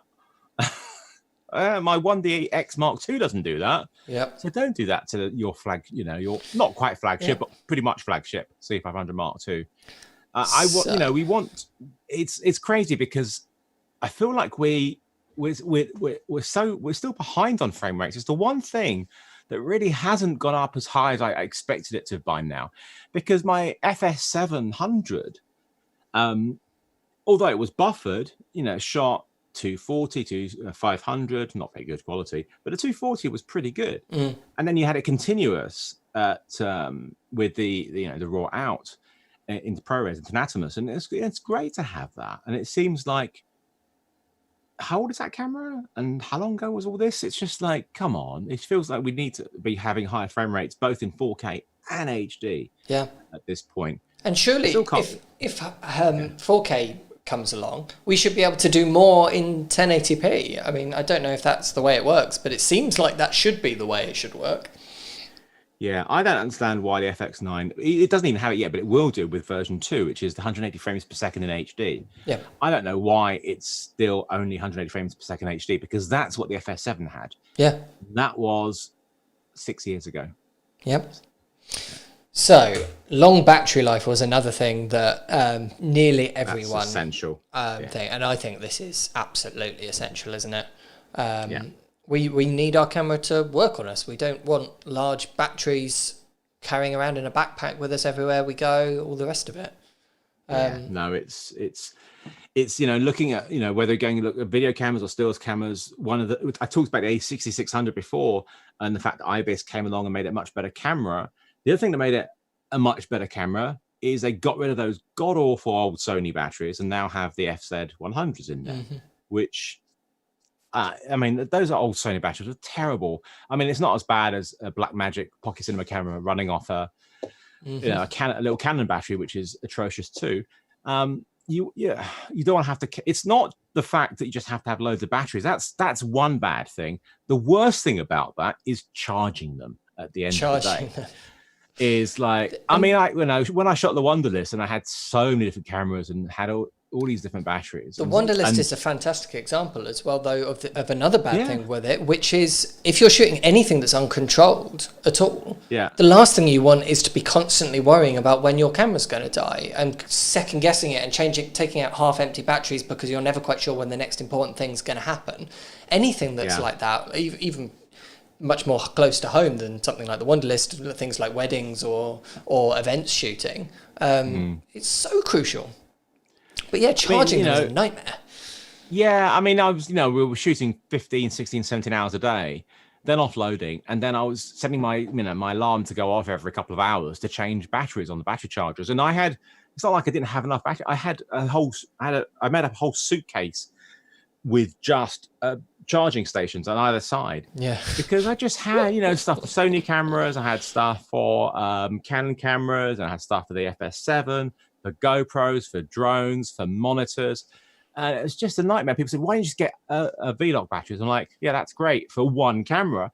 Yeah. But that's not going to work with my GoPro. Yeah. It's not going to work with my drone. It's not going to work when I'm using this camera and this camera. So it's not. But with the FX9, I am using V-Locks because it does have a higher power draw and it's much easier, but not with their extension pack, with third-party ones.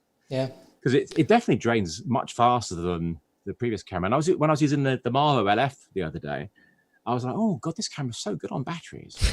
My FX9. It's surprisingly low power draw. It's only 20 watts, whereas like the FX9 I had that monitor like 40. going as well. Yeah. It's higher than that. It's isn't it? I don't know. But I had the LF was going. I had their new Kinemon going on it as well, and I filmed for ages on one 95 watt hour battery, and I was like, how is this battery still going? I know.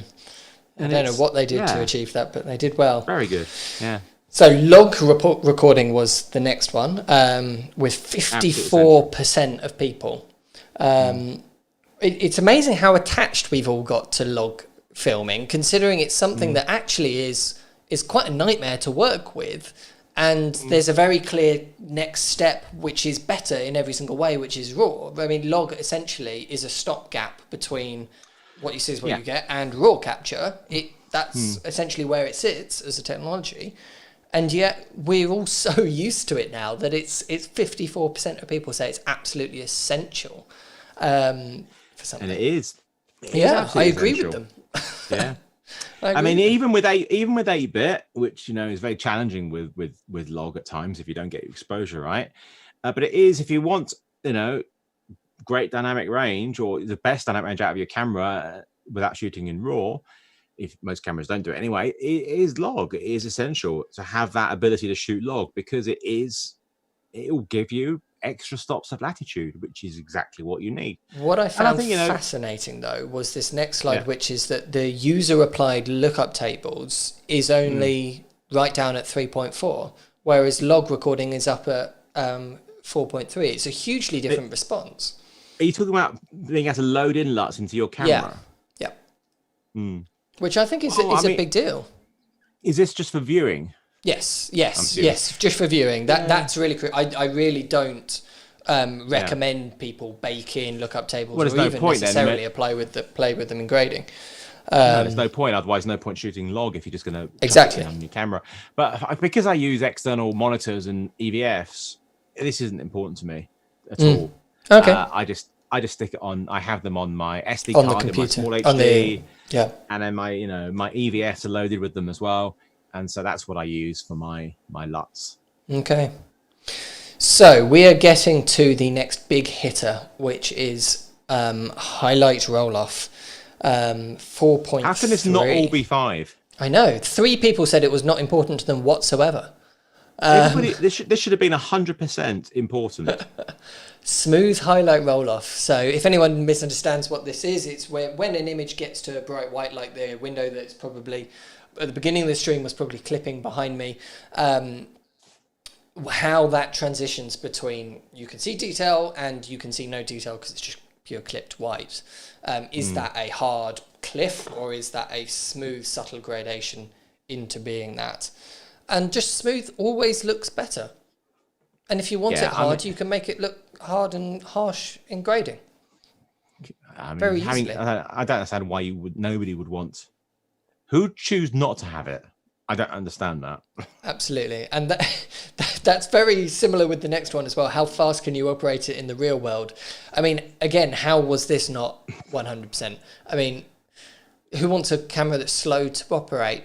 I suppose saying that, there are lots of environments where it doesn't matter too much about the speed. It's all about the quality. So if you're in a feature film set and you've got a team of people around it, a lot of this, how fast it is to operate, is most important when you're doing the sort of work that you do, the solo operator, the on-the-fly work. But I suppose even then, time is money. I think this is a strange one to... I mean, people are always going to be contrary anyway, but I don't understand why you wouldn't want to be able to operate fast. Absolutely. Don't understand that, no. So, pleasing colour reproduction or colour science came in hugely high up. Now, what you always get when you talk about this online is that, well, this doesn't matter because of log. And so I'm surprised that this actually did so well. But I couldn't agree more with it doing well. I think this is just as much, if anything, it's more important with log than it is with what you see is what you get. Yeah, log doesn't change the color science. No, it just changes your latitude. The colors are still the same. And if you're in log, you can't tell that the color's gone wrong. No, you don't realize just how screwed up it is until you make it look like what you've done to my image on him and looking magenta, which I am not magenta. Off the stream. I am not looking magenta in real life. I will take a photo and upload it to Instagram to prove to you that I am not magenta. It's like, oh man, you've made my FX9 look like an FS7. How could you do that to Okay. Yeah, it is very important, and that's one of the best things about the FX9 is the cut skin tones and out of the camera, which I never really was really that bothered about initially. Was like out the camera, I never record anything that's baked in or anything. It's always going to be log. But I've been shooting with a Cinetone profile for on-camera stuff for reviews and stuff all the time now, and of course all these lives are using it as well. And it's nice to have just a great looking image just straight out of the camera. Absolutely. So you are finding you're using it for the pre-recorded content as well? Only for my own, only for filming myself. Okay, but then B-roll you change over. Oh yeah. There's no reason for me to do it outside and stuff. But it's just there's no reason for me to be shooting log when I'm doing on-camera stuff at home. There's absolutely no reason unless I've got a really, I'm doing something with a challenging dynamic range. But I know I am in total control at home, so I don't need it. I can do whatever I want. Yeah. So low noise floor at regular ISOs was the other one that did fantastically high. Who are these 5 people here that put 1s and 2s? I know. These are the people who make neat video. There we go. Oh, there we go. I mean, it is super important, isn't it? And it's something that we don't actually talk about enough with new cameras. We talk about it with high ISOs all the time, and that's the next slide. How low is the noise floor at high ISOs? But I was really pleased to see that regular ISOs came out on top in this poll, because this is crucial. This is the majority of stuff that we do, and if there's a visible noise floor, it's a problem. It's a real problem. Yeah, it's essential to have a nice clean image as much as possible. So the next one was low noise level at high ISOs. How important is this to your work? Yeah, depending what you call high ISOs, but yeah, I mean, for me, I want a noise-free image as possible, and lots of these cameras we have now do so well at pretty high ISO. I think I would class a high ISO as anything where, I mean, if you're using a camera, you always seem to have this little batch of, I'm perfectly happy within this range without even thinking about it at all. Like, I'll jump between those. I'll just get my exposure right. Fine, no problem. But then as soon as you change that mental click to the next level of, should I be going to that one? It's once you've got to that point that I would class it as a high ISO. And then how does the camera perform once you get to that point is really interesting. Yeah. So I think it is very important for me in what I film to be able to work in every type of lighting situation. And it goes back to when we first got the A7S II coming out and other cameras like that with high performance, good performance in high ISOs, and then you'd have the old-fashioned type person who says, "Well, mate, you need to learn how to light, don't you? If you need to." You can say about, and like, you're not really thinking about the bigger. You can go to places and use much smaller, minimal lighting, still lighting. And being able to, work in different environments that you couldn't do normally without a massive crew. And even when you've got a massive crew, I've seen plenty of really large shows using high ISO things. Even a night exterior, for example, on a big budget film or Netflix show or something like that. To light one of those properly down at a low ISO costs so much money. Much money. And it's really difficult to do and get it to look anything like natural, which is where the Hollywood style of night exteriors comes from, with a bright blue backlight. But so even up on that really high end, a good performance at a high ISO is important. Yeah, I mean, absolutely. I mean, I did the launch video for the GH3 back in 2012, 2013, whenever it was, in Hollywood, and I had because I was a DP on it. I had a massive crew. I've never had such a big crew in my life that I had no idea what to do with, and I had a 5-ton lighting truck, and I had no use for most of it. I was using a lot of available light, and I was using fast lenses and stuff, but it was a GH3, so it wasn't great in low light. And then we got to the situation where we were filming in a train station, which had horrendous, orange lights, which we had to kill. And the lighting that we had to use was so enormous to light this entire train station. Needed more than what we had in the truck. We had about 40 lights dotted around everywhere. It was crazy. And how different would it have been to shoot that scene if you had the FX9 there rather than the GH3? Completely different. We could have just been, you could have just used practical lights and things, which would have been so different, so much easier. So we've come to the final two topics, the final two features. What do we reckon were the two winners? Well, I would probably say price and dynamic range. See, I didn't put price on there. Oh, okay. I guess that's me thinking with my camera retailer head on, isn't it? Yeah, you're thinking it doesn't matter price, even if it's £70,000, it's worth it. Because if it does, everything on this list. Well, dynamic range is going to be right up there. What's the other question that we've not had? Basic image pleasing quality. Skin tone reproduction, which is for me tied in.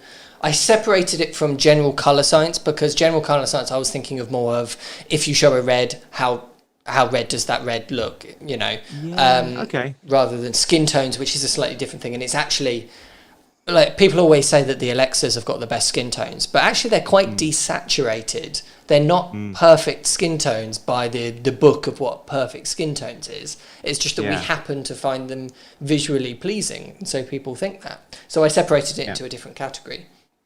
Yeah. But the response to this was huge. So I tied in my answer before with skin tone because I made that dig about my magenta skin that you've turned me into.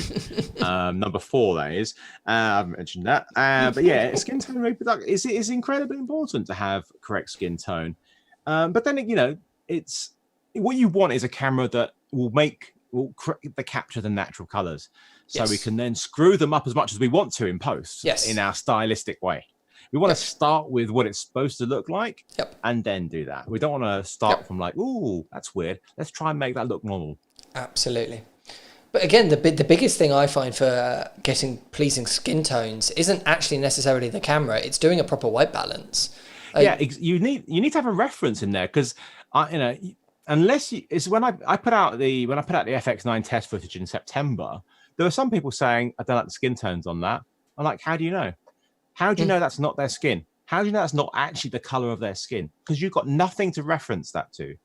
Yeah, so we do a fantastic class with Ollie Kinchington where he's talking about color management, and he uses a shot of it's an employee working at Harrods, and he's sort of a slightly older gentleman. He's got a bit of sort of blood and sort of rosy cheeks, if you like. And he's like, his skin tone is magenta, but his skin tone is magenta. In real life, it's got nothing to do with what we're doing as filmmakers. That's his skin tone. Did you not go up to him and say, I don't like your skin colour type, Yes, mate? Exactly. Can I just powder you up, sir? Yeah.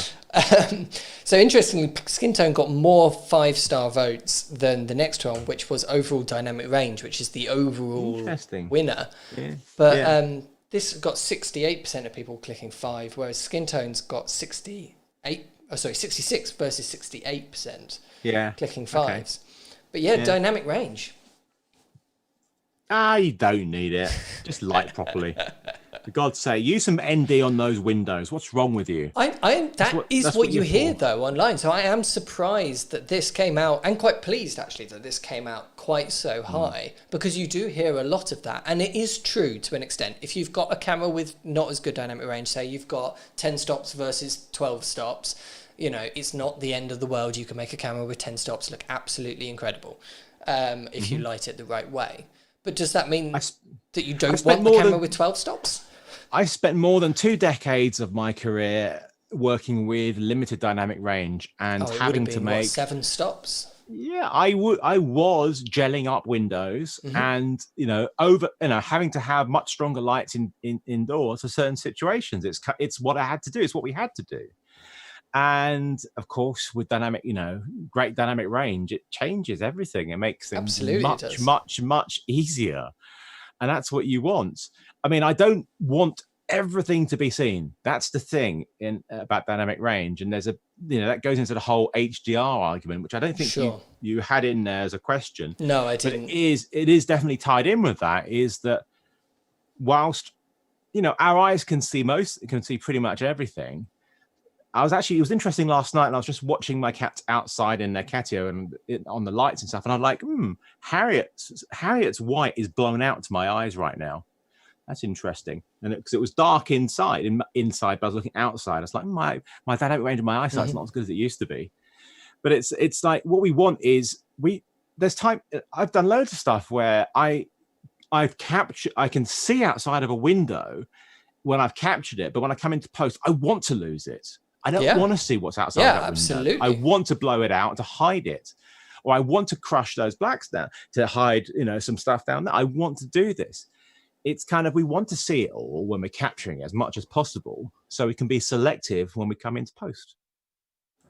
As much as possible, anyway. Absolutely. I think that is absolutely crucial. And for anything that is nature is the big thing where dynamic range, I think, is super important, because you just can't control nature. If you're filming animals, if you're filming landscapes, anything like that, the amount of dynamic range in nature is unbelievable. A backlit leaf or anything like that, the amount of dynamic range there is huge.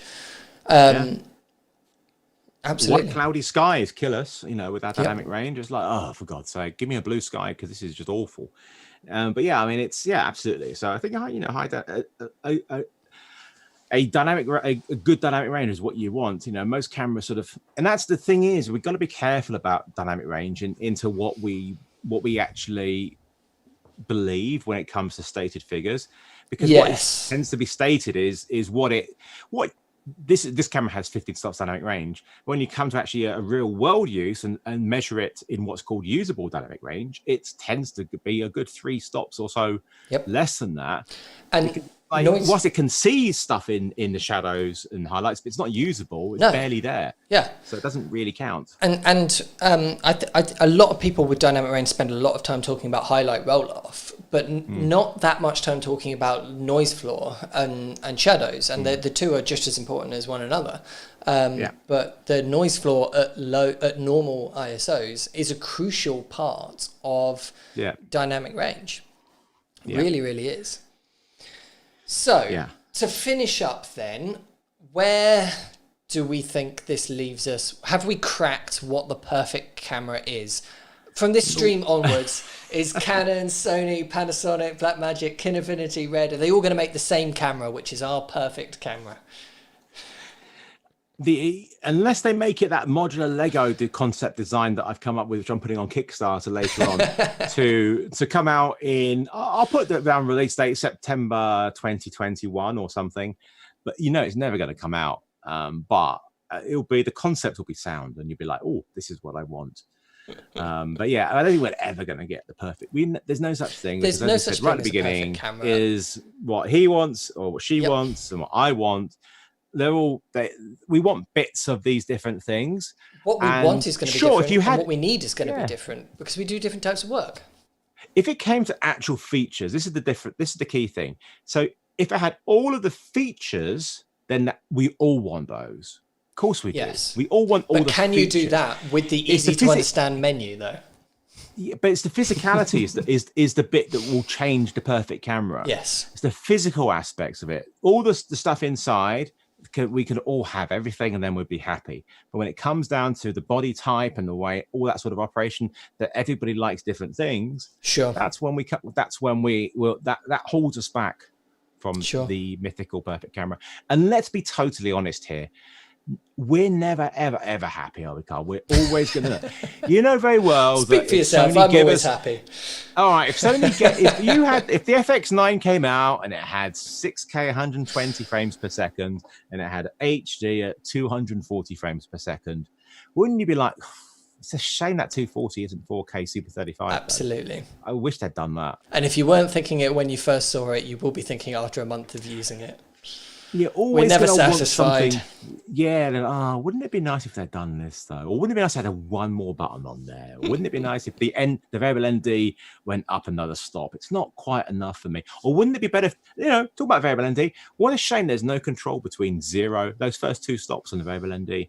I'd like that. We can talk about how great the variable ND is, but those first 2 stops. Yeah, a smooth roll up into a variable ND. That would be. Yeah, that's the next step, the Sony. golden If you're ticket. listening, this is what you need to fix your terrible variable ND.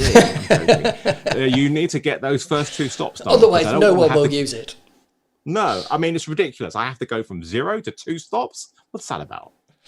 Right, okay. We may not have cracked the perfect camera, but it was interesting to talk it through. Thank you very, very much for joining me, Philip. Thank you very much to everyone who is watching. We are going to do a whole series of these. I'm sure we will be joined again by Philip for more. So if you've got any ideas for discussions that you would like us to see, Phil's pulling a face. It's like, no, I'm not doing this again. Screw that. The perfect lens. The perfect lens. The perfect rig. The perfect lens is easy. It goes from 8 to 2,000 millimeters. Is that size, weighs as much as a can of coffee, and costs you 50 quid. There you go. And is 1.4. Yeah. Yep, exactly. All the way through.